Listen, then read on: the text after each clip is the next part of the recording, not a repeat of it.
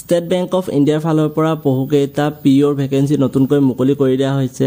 আজিৰ ভিডিঅ'টোত সেই ভেকেঞ্চিসমূহৰ বিষয়ে আলোচনা কৰিম। ইয়াত যদি আপোনালোকক কেটেগৰী ৱাইজ ভেকেঞ্চিৰ বিষয়ে কওঁ তেতিয়াহ'লে SC কেটেগৰীত 234টা ভেকেঞ্চি, ST কেটেগৰীত 144টা, OBC যিখিনি নন ক্ৰিমিলিয়াৰ হয় সেইটো কেটেগৰীত 390টা ভেকেঞ্চি, EWS কেটেগৰীত 144টা, UR কেটেগৰীত 588টা আৰু টোটেল গোটেইখিনি মিলাই 1500টা ভেকেঞ্চি মুকলি কৰি দিয়া হৈছে।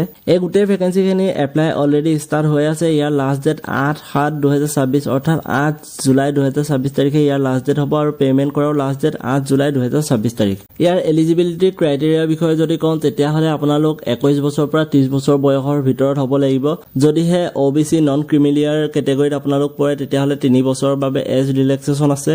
যিখিনি SC ST কেণ্ডিডেট হয় তেওঁলোকৰ বাবে 5 বছৰৰ বাবে এজ ৰিলেক্সেশ্যন আছে। যিবিলাক PWBD কেটেগৰীত হয় সিহঁতৰ বাবে 10 বছৰ, 13 বছৰ আৰু 15 বছৰ কেটেগৰী ৱাইজত এজ ৰিলেক্সেশ্যন আছে। এজ ৰিলেক্সেশ্যনখিনি তেওঁলোকে পাব আৰু যিবিলাক এক্স চাৰ্ভিচমেন হয় তেওঁলোকৰ বাবে 5 বছৰ এজ ৰিলেক্সেশ্যন দিয়া আছে। ইয়াত যদি একাডেমিক কোৱালিফিকেশ্যনৰ বিষয়ে কওঁ, যদিহে আপোনালোকে যিকোনো এটা বিষয়ত গ্ৰেজুৱেশ্যন কমপ্লিট কৰিছে তেতিয়াহ'লে আপোনালোকে সেই পষ্টসমূহৰ বাবে এপ্লাই কৰিবৰ বাবে এলিজিবল হ'ব।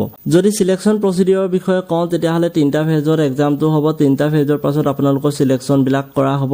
যোনটো প্ৰথমটো হৈছে প্ৰিলিমিনাৰী এক্সামিনেশ্যন, য'ত নেকি 100 মাৰ্কৰ থাকিব। তাত আপোনালোকে জাষ্ট পাছ কৰিলে হ'ব। যদি প্ৰিলিমিনাৰী এক্সামিনেশ্যন পাছ কৰে তেতিয়াহ'লে আপোনালোকে মেইনছলৈ যাব। মেইনছৰ পিছত ইণ্টাৰভিউ হ'ব। তাৰ পাছত মেইনছ আৰু ইণ্টাৰভিউ যিখিনি মাৰ্ক হ'ব সেইখিনি মাৰ্কৰ ওপৰত বেছ কৰি পিনে আপোনালোকৰ মেৰিট লিষ্টবিলাক উলিয়াব। ইয়াত যদি প্ৰিলিমিনাৰী এক্সামিনেশ্যনৰ বিষয়ে কওঁ, ইংলিছ লেংগুৱেজত 40টা কুৱেশ্যন থাকিব। প্ৰতিটো কুৱেশ্যনে 1 নম্বৰকৈ কেৰি কৰিব। কোৱান্টিটেটিভ এপ্টিটিউডত 30টা কুৱেশ্যন থাকিব। ৰিজনিং এবিলিটিত 30টা কুৱেশ্যন থাকিব আৰু টোটেল 100টা কুৱেশ্যন থাকিব আৰু মেক্সিমাম মাৰ্ক হ'ব 100 মাৰ্ক। আৰু প্ৰতিটো ছেকশ্যনৰ বাবে বেলেগ বেলেগকৈ টাইম ডিউৰেশ্যন দিয়া আছে। ইংলিছৰ বাবে 20 মিনিট, কোৱান্টিটেটিভ এপ্টিটিউডৰ বাবে 20 মিনিট, ৰিজনিং এবিলিটিৰ বাবে 20 মিনিট, টোটেল 1 ঘণ্টা সময় পাব। ইয়াত যদি আপোনালোকে পাছ কৰে তেতিয়াহ'লে আপোনালোকে ফেজ 2 অৰ্থাৎ মেইন এক্সামিনেশ্যন দিবৰ বাবে সুবিধা পাব। মেইন এক্সামিনেশ্যনৰ বিষয়ে যদি কওঁ 200 মাৰ্কৰ এক্সাম হ'ব আৰু লগতে ডেছক্ৰিপটিভ টেষ্ট এটা হ'ব য'ত 30 মাৰ্কৰ হ'ব। তাত আপোনালোকে লিখিব লাগিব।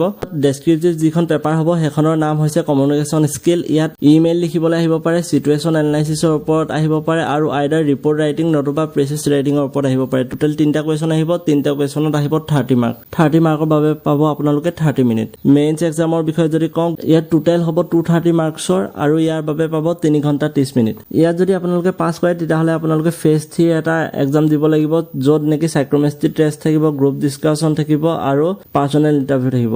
চাইক্ৰমেট্ৰিক যিটো টেষ্ট হ'ব তাত কোনো ধৰণৰ মাৰ্কিং চিষ্টেম নাথাকে। তাত আপোনালোকে পাছ কৰিলে হ'ল। তাৰ পাছত আপোনালোকৰ গ্ৰুপ এক্সাৰচাইজ আৰু পাৰ্চনেল ইণ্টাৰভিউ হ'ব, য'ত গ্ৰুপ এক্সাৰচাইজত 20 মাৰ্ক থাকিব, ইণ্টাৰভিউত 30 মাৰ্ক থাকিব, টোটেল 50 মাৰ্ক থাকিব। এই যি 50 মাৰ্ক আৰু মেইনছৰ যি মাৰ্ক আছিলে, মেইনছত আছিলে 230 মাৰ্ক, 50 + 230 280 মাৰ্কৰ টোটেল যি এক্সাম হ'ব তাৰ ওপৰত বেছ কৰি পিনে আপোনালোকৰ মেৰিট লিষ্টবিলাক উলিওৱা হ'ব। ইয়াত যদি এক্সামিনেশ্যন চেণ্টাৰৰ বিষয়ে কওঁ তেতিয়াহ'লে আমাৰ অসমত যদি এক্সামিনেশ্যন চেণ্টাৰ কওঁ তেতিয়াহ'লে প্ৰিলিমিনাৰী এক্সামিনেশ্যনৰ বাবে ডিব্ৰুগড়, গুৱাহাটী, যোৰহাট, শিলচৰ আৰু তেজপুৰত ইয়াৰ চেণ্টাৰ আছে আৰু বাকী মেইনছ এক্সামৰ বাবে অকল এটাই চেণ্টাৰ আছে, সেইটো হৈছে গুৱাহাটী। আজিৰ ভিডিঅ'টোত ইমানখিনি আছিলে। যদি ভিডিঅ'টো ভাল পালে ভিডিঅ'টো লাইক এটা কৰি দিব আৰু চেনেলটো ছাবস্ক্ৰাইব কৰি থৈ যাব। Thank U.